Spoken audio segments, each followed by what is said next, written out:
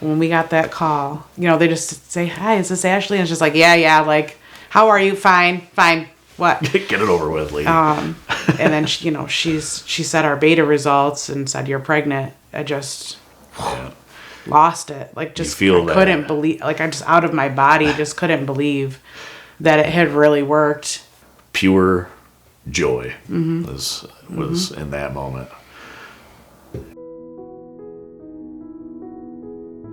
We met in November of 2019. We pretty much knew, I knew right off the bat that I wanted to have children with her. We tried, when did we start? August of 2020. Yeah, we started trying. She went off of birth control. We assumed that when it wasn't working out that it was male factor infertility. I had some issues in the past with testicular trauma, frequent electrical shocks, things like that from my job. So I went to get tested earlier. Typically they say you need to be trying for at least a year or something before you go get tested, but we had been trying for I think it was 6 month mark that we decided to get him tested first. The first test did come back. The count was a little low, not low enough to have been the problem.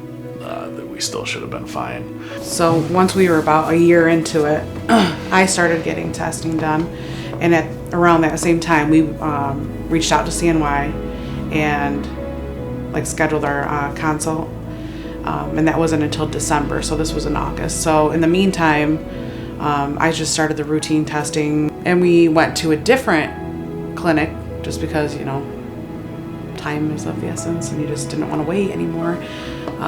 And it was a nightmare. We didn't know next steps ever. We didn't have that bedside manner. We didn't have the support. It was almost more confusing to have the help of those clinics than just trying on our own and just pursuing our own information. And just something always we could have canceled with CNY, but there was just something that was no, just keep that appointment. We had our consult, and then we scheduled our first appointment in Rochester. And that same appointment, we were making plans for IVF, to start the IVF process. So, and that was the big thing is, we were given information. We knew exactly what the next steps were going to be. We knew what was going to come after that and after that and after that. There was never any confusion. We never felt as if a question of ours wasn't answered. That was really one of the first breaths of fresh air that we took. and the entire process was our consult appointment. We didn't have to wait anymore.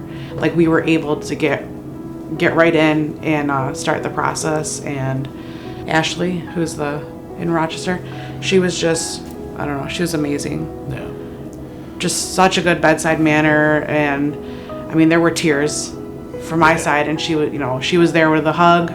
She was there with the right words, encouragement, which meant everything. It wasn't just, she was extremely knowledgeable, but it wasn't just cold knowledge. It was knowledge conveyed through compassion, and that's what people who are suffering need. Right.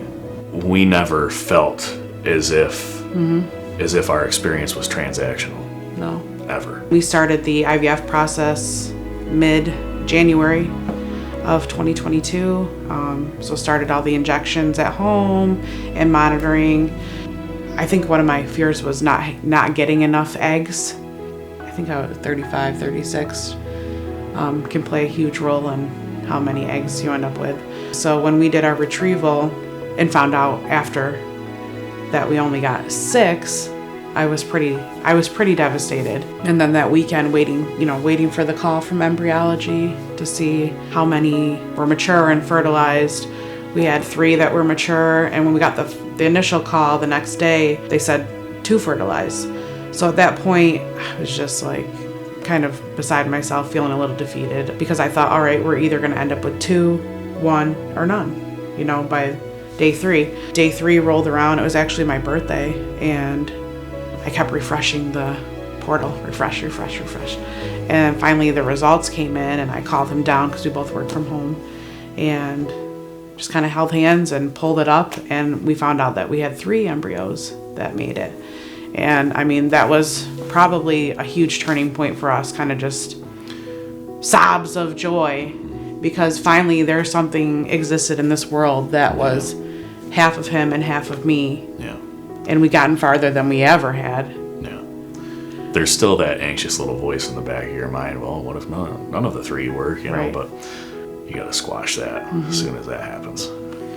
So the day that we're supposed to get the results of the test to find out if she's pregnant, we did not wait. We ran straight to the store and got a at-home pregnancy test, and really just kicked ourselves, killed us. We've determined, you know, we found out that she was not pregnant. Then we have to wait the entire day for the phone call to come that we already know what the outcome is going to be, and just an absolute empty feeling.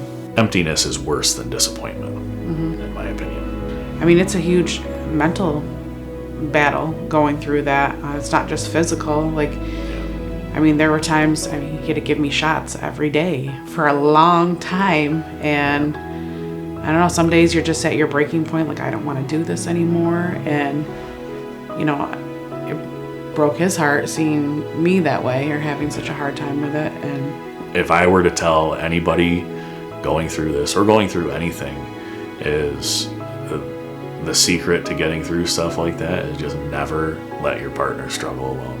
yeah, I don't care how you're feeling. If you don't want to go down there, too bad. Go down there. Get down in the mud with them. Suffer. It's going to pay dividends in your marriage and your life. we had to wait for the next cycle to do a frozen embryo transfer. Crazy cool process. I mean, you come in one side, you're getting ready, and then doctor comes in, and then they do the transfer. You know, you watch it on the ultrasound screen, and then it's over. I mean, it was really cool. It had a little science fiction vibe to it, but it was awesome. When beta day rolled around, it was a little different story for me. I don't know, a little PTSD from the first time. We did not do any testing at home. We did not do any testing anywhere else. Like, we just waited for that call.